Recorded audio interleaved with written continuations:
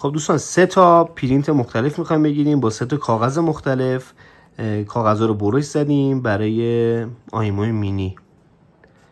کاغذ اوزر جدید سمت راست، کاغذ اوزر قدیمی وسطی و کاغذ کنون سمت چپ.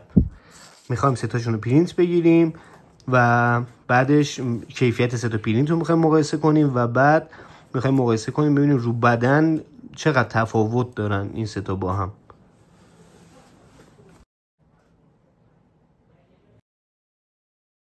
خب الان 3 تا پرینت داریم با 3 تا کاغذ مختلف، کاغذ کنون، کاغذ اوزر قدیمی و کاغذ اوزر جدید که سمت راست هست.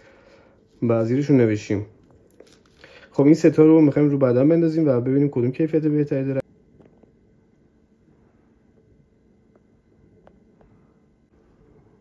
کیفیت پرینت توی کاغذ اوزر جدید.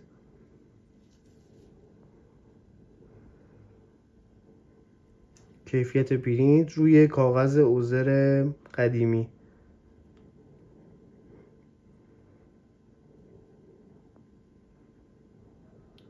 کاملا سایه ها همه چی هست ولی اون پررنگی که باید داشته باشه رو نداره. کاغذ کنون همه دیتیل مشخصه، کیفیت عالی و فوق العاده است و کاملا تر پررنگه.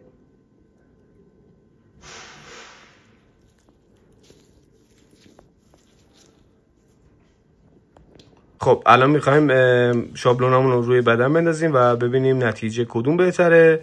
از مایع استنسیل تتو ریوایو استفاده میکنیم برای پرینت، برای انتقال استنسیلمون برای 3 تا طرحمون، 3 تا کاغذ مختلف.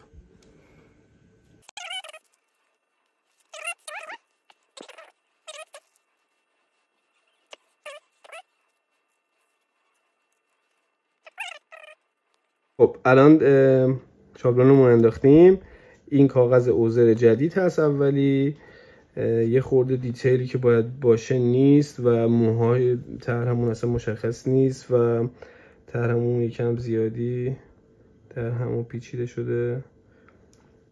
کاغذ اوزر قدیمی، رنگ شابلونمون رنگ به نسبت خوبیه ولی باز هم دیتیل اونجوری که باید به نظر نیست. و کاغذ کنون اگه با دقت نگاه کنیم موها کاملا مشخصه، دیتیل کاملا مشخصه، گوش طرحمون قشنگ مشخصه ولی تو اینا گوش اونجوری که باید مشخص باشه مشخص نیست، مخصوصا توی اوزر جدید.